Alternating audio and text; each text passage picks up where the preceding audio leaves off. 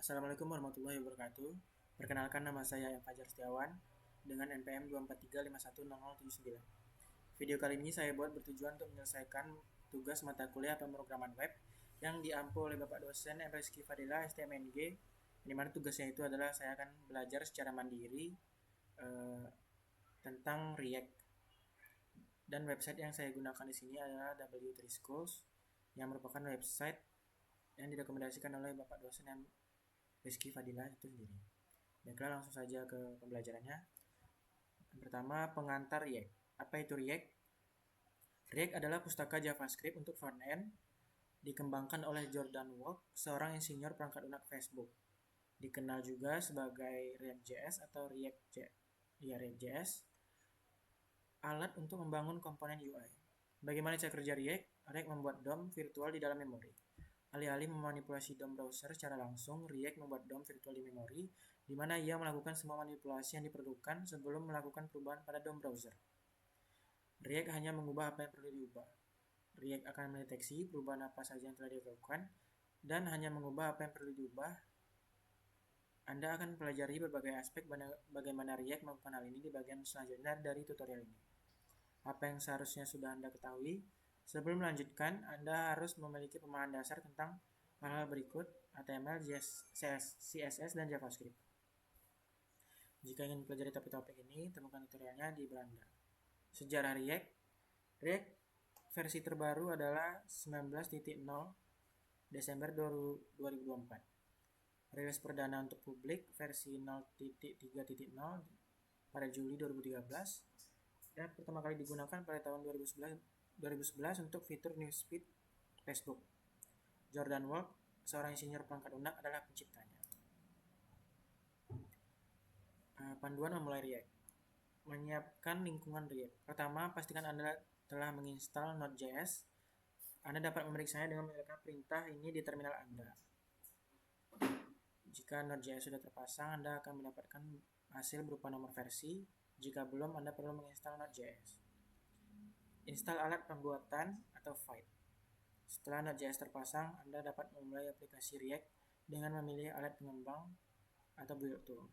Kita akan menggunakan alat pembuatan Vite dalam tutorial ini. Jika instalasi berhasil, Anda akan mendapatkan hasil seperti ini. Buat aplikasi React. Jalankan perintah ini untuk membuat aplikasi React bernama MyReactApp.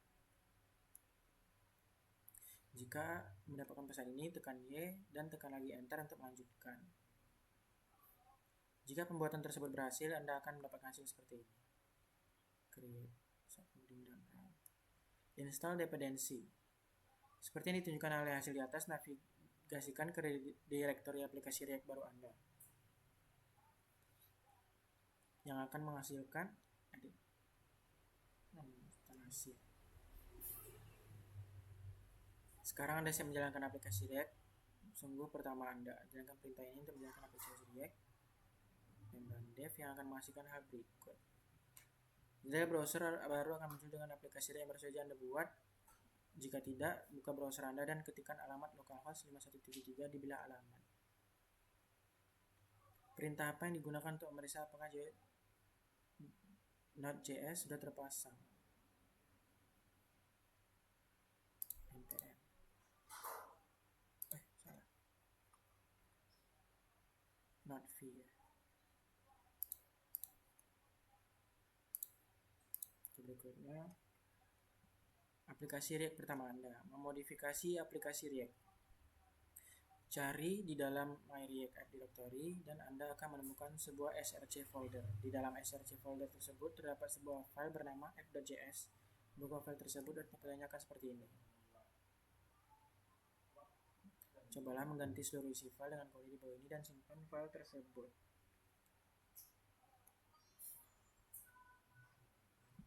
Perubahannya di browser Anda saat Anda mengklik simpan. Perhatikan bahwa perubahan akan langsung terlihat setelah Anda menyimpan file. Anda tidak perlu membuat ulang browser. Selamat, Anda baru saja memodifikasi aplikasi React pertama Anda. Di direktori mana Anda dapat menemukan file?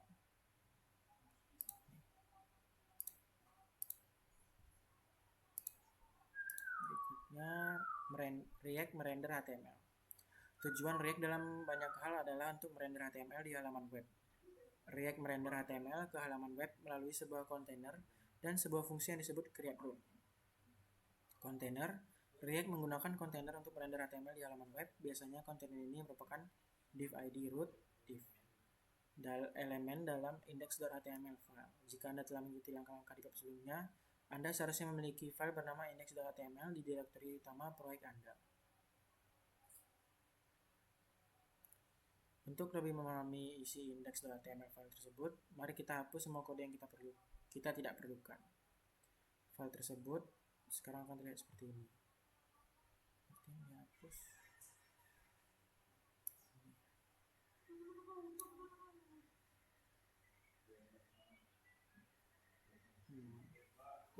File tersebut kini telah dihilangkan kode yang tidak perlu dan kita akan konsentrasi mempelajari React tanpa adanya elemen yang mengganggu. Fungsi create_root terletak di dalam main.jsx file di src folder tersebut dan merupakan fungsi bawaan yang digunakan untuk membuat node akar untuk aplikasi React. Fungsi ini create_root menerima satu argumen yaitu elemen HTML. Tujuan dari fungsinya adalah menentukan elemen HTML tempat komponen React harus ditampilkan. Untuk lebih memahami create_root fungsinya, mari kita hapus kode yang tidak perlu dan tulis contoh Hello React kita sendiri. Import. Jika Anda menyimpan file tersebut, hasilnya di browser akan terlihat seperti ini. Metode render, apakah Anda memperhatikan render metodenya? Metode render ini menentukan apa yang akan ditampilkan di dalam kontainer HTML. Hasilnya ditampilkan di dalam div id root elemen tersebut. Hasilnya akan terlihat seperti ini. Catatan, id elemen tidak harus root, tetapi ini adalah konvensi standar. Tampilkan reaksi. W3School memiliki alat show react sendiri di mana kami dapat menunjukkan hasil dari kode yang kami jelaskan dalam tutorial ini. Klik tombol jalankan contoh untuk melihat hasilnya.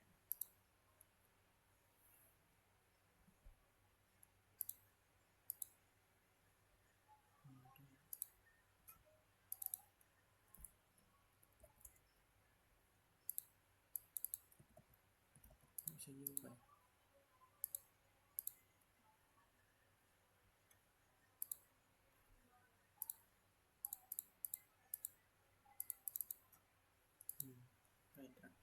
Kode HTML dalam tutorial ini menggunakan JSX yang memungkinkan Anda menulis tag HTML di dalam kode JavaScript.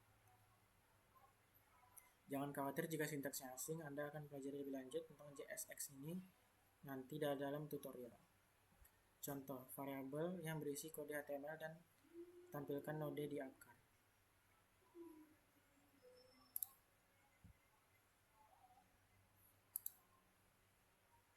Kita katakanlah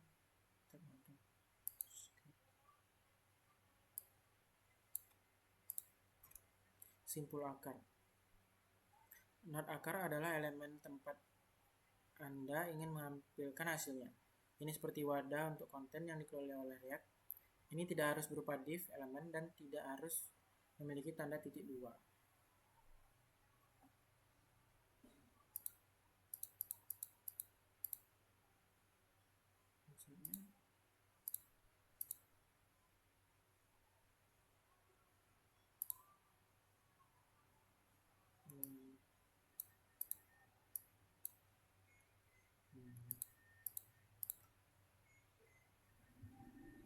Apa yang benar tentang elemen kontainer untuk rendering React? Ini harus selalu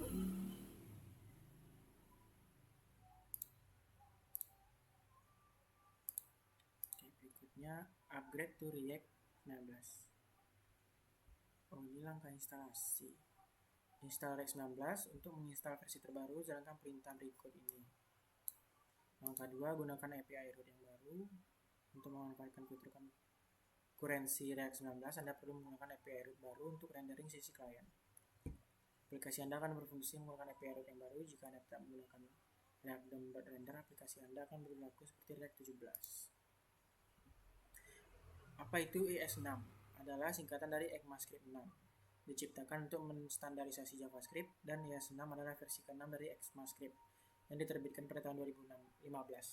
dan juga dikenal sebagai ECMAScript 2015. Kenapa harus mempelajari IS6? React menggunakan IS6 dan Anda harus familiar dengan beberapa fitur terbarunya seperti kelas, fungsi panah, variabel, metode array, destrukturisasi, modul, operasi ternary, operator penyebaran. Kelas React 6. IS6 memperkenalkan kelas adalah jenis fungsi, tetapi alih-alih menggunakan kata kunci function yang menganalisasinya, kita menggunakan kata kunci class dan properti ditetapkan di dalam sebuah konstruktor metode. Perhatikan penulisan huruf kapital pada nama kelas. Kita memulai nama char yang dengan huruf kapital. Ini adalah konvensi penamaan standar untuk kelas. Sekarang Anda dapat membuat objek menggunakan kelas char. Buat objek bernama myChar berdasarkan kelas char.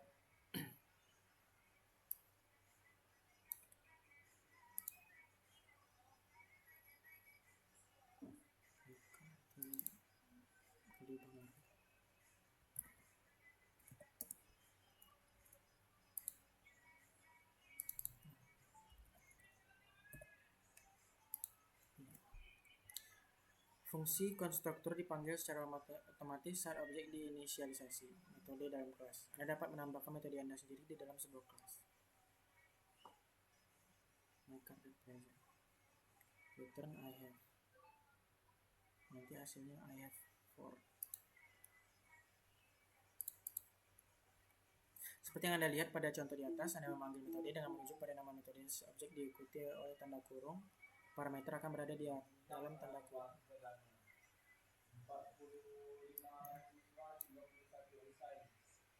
Pewarisan kelas. Untuk membuat pewarisan kelas, gunakan extend kata kunci tersebut. Kelas yang dibuat dengan pewarisan kelas akan mewarisi semua metode dari kelas lain. Contoh, buatlah sebuah kelas bernama model yang mewarisi metode-metode dari kelas char. Kelas char.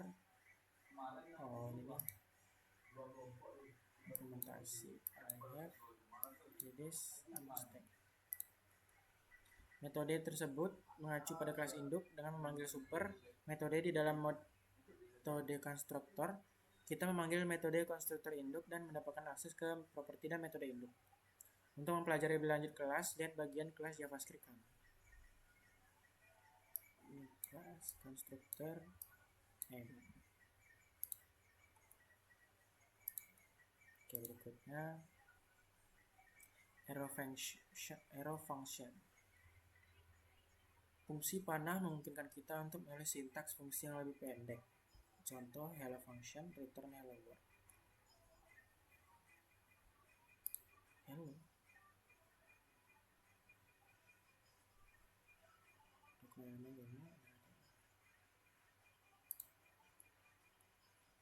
Fungsi panah.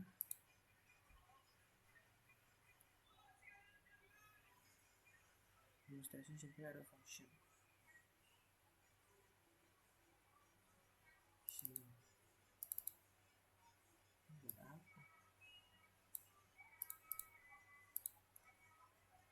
Ini akan lebih singkat jika fungsi hanya memiliki satu pernyataan dan pernyataan tersebut mengembalikan nilai. Anda dapat menghapus tanda kurung dan kata return kunci.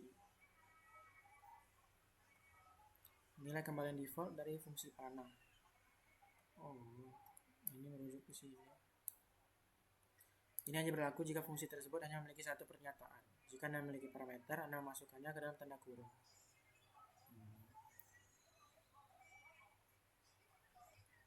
Bahkan jika Anda hanya memiliki satu parameter, Anda juga dapat menghilangkan tanda kurung. Jadi nggak perlu tanda kurung. Bagaimana dengan this? Penanganannya this juga berbeda pada fungsi panah dibandingkan dengan fungsi biasa. Singkatnya, dengan fungsi panah tidak ada pengikitan this. Dalam fungsi biasa, this kata kunci tersebut mewakili objek yang memanggil fungsi, yang bisa berupa jendela, dokumen, tombol, atau apapun. Dengan fungsi panah, this kata kunci selalu memiliki objek yang mendefinisikan fungsi panah tersebut. Mari kita lihat dua contoh untuk memahami perbedaannya. Kedua contoh tersebut memanggil sebuah metode dua kali. Pertama saat halaman dimuat, dan sekali lagi saat pengguna mengklik tombol. Contoh pertama menggunakan fungsi biasa dan contoh kedua menggunakan fungsi panah. Hasilnya menunjukkan bahwa contoh pertama mengembalikan dua objek berbeda, window dan button, dan contoh kedua mengembalikan objek header dua kali.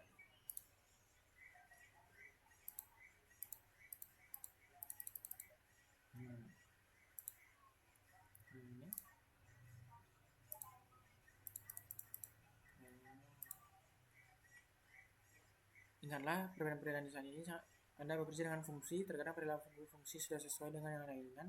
Jika tidak, gunakan fungsi panah atau arrow function. Apa sintaks fungsi panah yang sudah benar?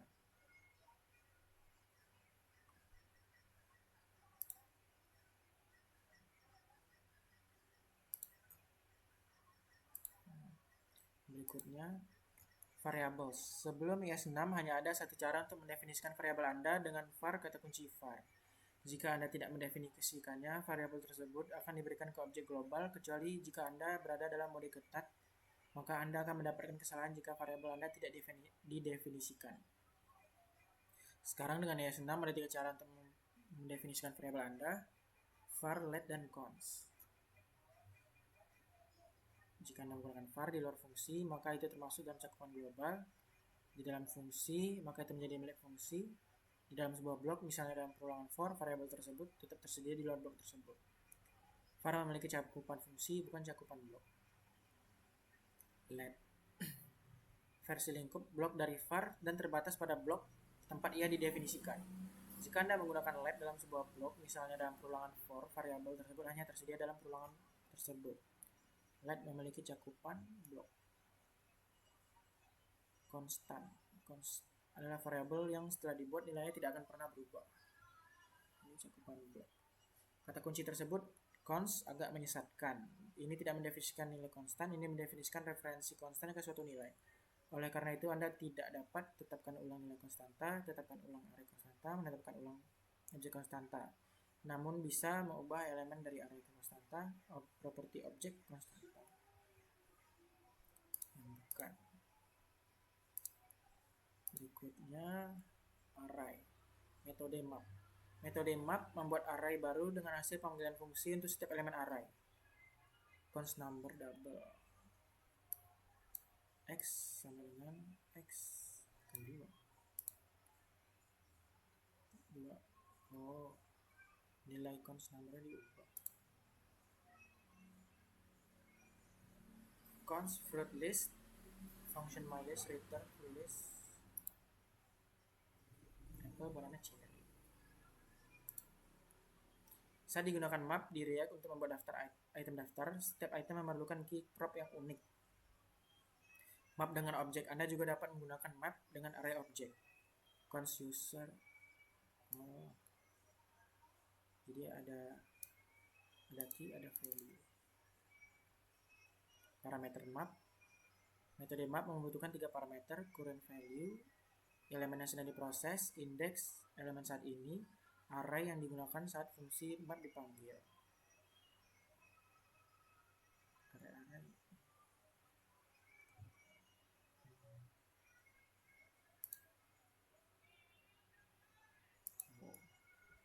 Lengkapi komponen React menggunakan map. Function numbers map.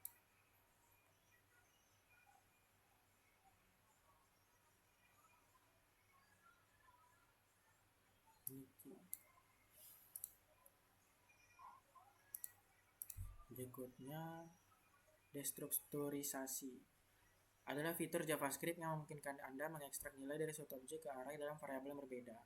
Di React, fitur ini umumnya digunakan dengan props, hooks, dan manajemen state. Mengurai array. Destructuring membuat kode React lebih bersih dan mudah dibaca dengan mengurangi akses objek dan array yang berulang. Berikut cara lama menetapkan item array ke sebuah variabel.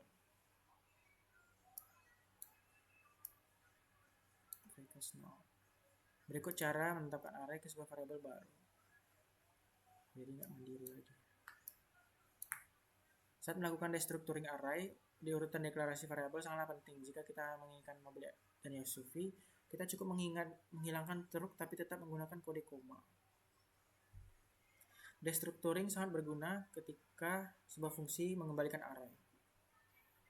return DMU. Pembongkaran objek, mengekstrak nilai-nilai di suatu objek, dapat menggunakan destructuring untuk mengekstrak nilai di suatu objek.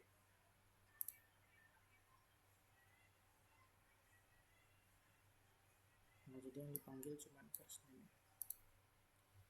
Untuk objek, urutan properti tidak menjadi masalah. Uraikan nilai-nilai dalam urutan acak. Last name, age, first name. Panggil juga first name. Anda dapat mengekstrak hanya nilai yang Anda inginkan. First name. Untuk properti yang berpotensi hilang, kita dapat mengatur nilai default. Country, Norway. Percent.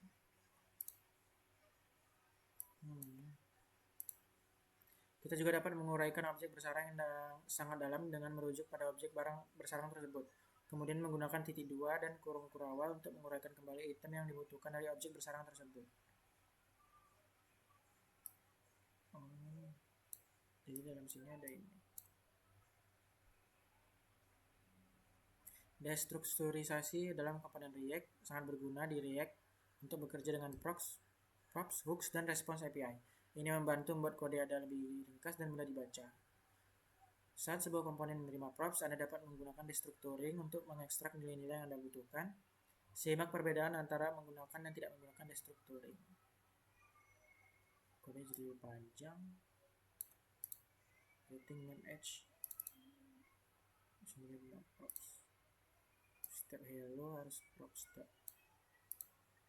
Mari kita lihat contoh praktisnya menggunakan destructuring untuk mengekstrak properti. Dekonstruksi hook useState. Ketika sebuah komponen menggunakan hook useState, kita menggunakan destructuring untuk mengekstrak nilai-nilai darinya. Menggunakan destructuring untuk mengekstrak nilai dari useState. Counter kata useState.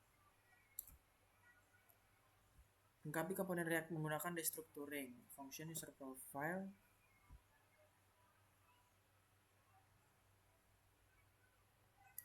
Name user age.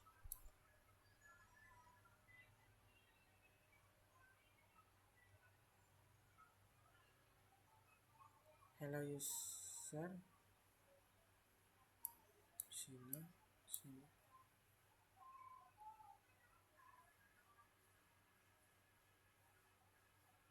Function user profile.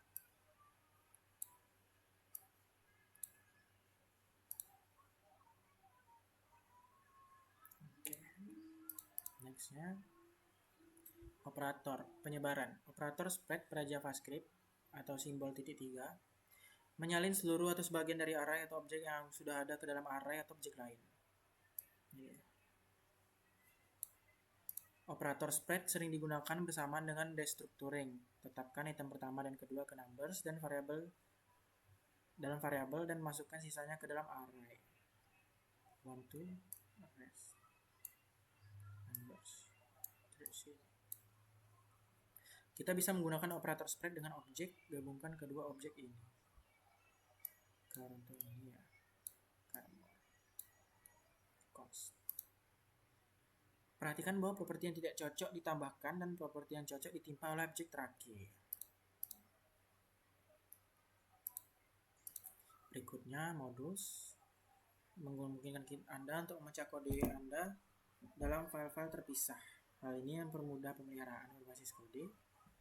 Modul bergantung pada pernyataan import dan ekspor. Anda dapat mengekspor fungsi atau variabel dari file manapun.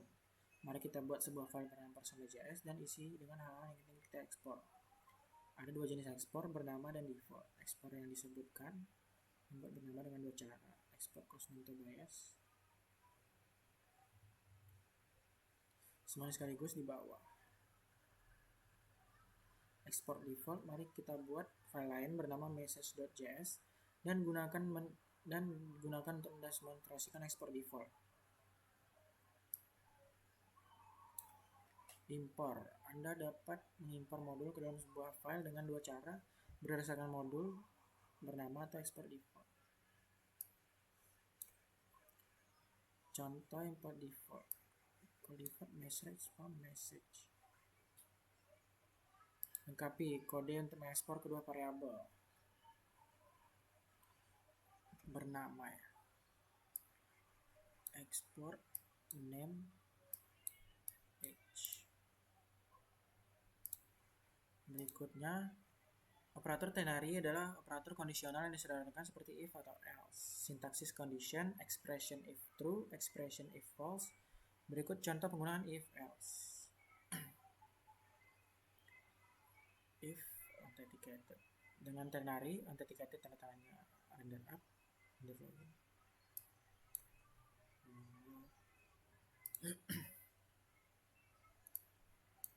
Coba sendiri. Manakah dari berikut ini menggunakan operator ternary yang benar?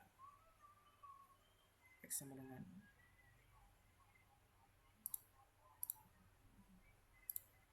Oke, berikutnya string template. String template mungkin Anda menulis string yang mencakup beberapa baris dan menyertakan ekspresi tertentu di dalamnya. Dengan string template. String template menggunakan tanda backtick sebagai pengganti tanda kutip dan dapat mencakup string multibasis di dalam class. Implementasi tersebut menjadi bagian dari string John, hello, how are you. Anda dapat menyertakan ekspresi JavaScript valid di apapun di dalamnya. Let first name do, akan first name last name. Hasilnya jadi John Doe. Juga sama, total price quantity. Jadi angka dan 50. Menggunakan map fungsi di dalam string template array. Dengan operator ternary, status is admin user. Template yang ditandai. Fungsi ini menerima teks dan ekspresi sebagai argumen. Function highlight string fname.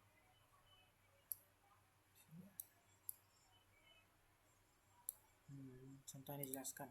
Nah, fungsinya adalah highlight. Anda bisa menamainya sesuka Anda.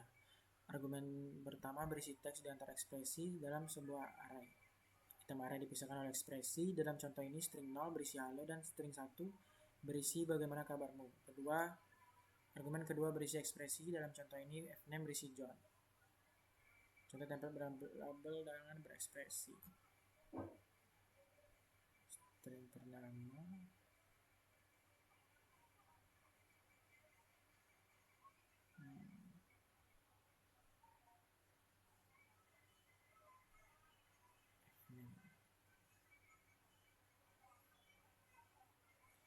template berlabel dengan nama ekspresi yang hasilnya adalah John and Jill. Karena uppercase ya. Lengkapi kode count message name John.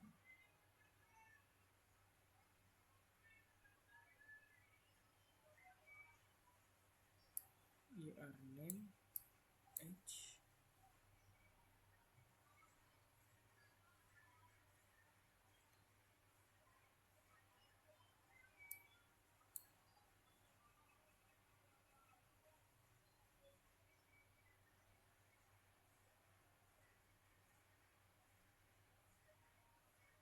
const message hello.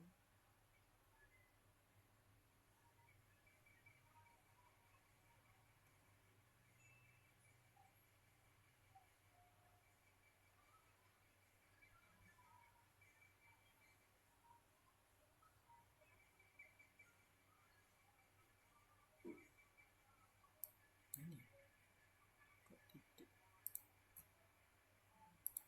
wrong ini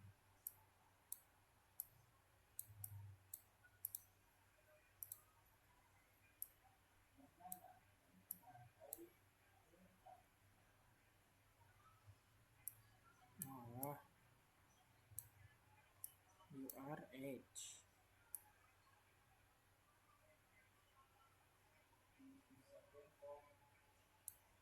const message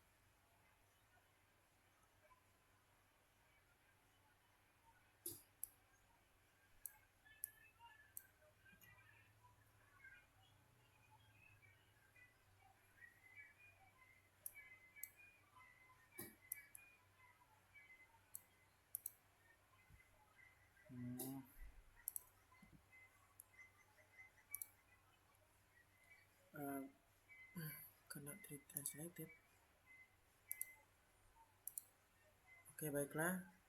Sepertinya sekian dulu pembelajaran mandiri yang saya lakukan pada video kali ini. Apabila terjadi kesalahan pengucapan, saya mohon maaf. Saya akhiri. Wabillahi taufiq wal hidayah. Assalamualaikum warahmatullahi wabarakatuh.